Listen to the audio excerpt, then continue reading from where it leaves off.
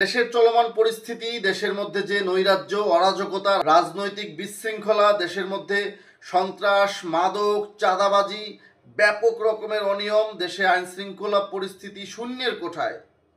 যদিও সেনাপ্রধান লম্বা লম্বা কথা বলে, বড় বড় কথা বলে, কিন্তু বাস্তবে সেনাপ্রধানের কথার সাথে বাস্তবে আইন শৃঙ্খলা পরিস্থিতির সাথে কোনো রকম কোনো মিল নেই।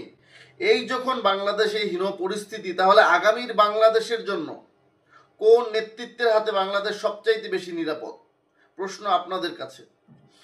টানা 15 বছর আওয়ামী লীগের শাসন ব্যবস্থা দেখেছি উন্নয়নের নামে লুটপাট এবং বিদেশে টাকা পাচার, একক শাসন ব্যবস্থা, নৈরাজ্য, স্বেচ্ছাচারিতা এবং বিরোধী মতকে চরমভাবে দমন নিপীড়ন, বাংলাদেশের নির্বাচন ব্যবস্থাকে সম্পূর্ণ বিধ্বস্ত করা এবং নেতৃত্ব শূন্য একটি বাংলাদেশ তৈরির চরম পরিকল্পনা। জুলাই আগস্টের আন্দোলন এবং গণ অভ্যুত্থান পরবর্তী আওয়ামী লীগের পরাজয়, 5ই আগস্ট পরবর্তী ডক্টর মোহাম্মদ ইউনূসের নেতৃত্বে অন্তর্বর্তীকালীন সরকার বাংলাদেশ জুড়ে চাঁদাবাজির মহা উৎসব, খুন, হত্যা, ধর্ষণ, সন্ত্রাস, চাঁদাবাজি, দেশে শান্তি শৃঙ্খলা লেশ মাত্র নেই, জননিরাপত্তা শূন্যের কোঠায়।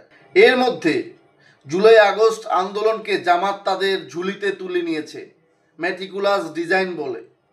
এই যখন বাংলাদেশের অবস্থা, তাহলে আমাদের এই বাংলাদেশ কার হাতে নিরাপদ? সেই প্রশ্ন আপনাদের কাছে তুলতে চাই।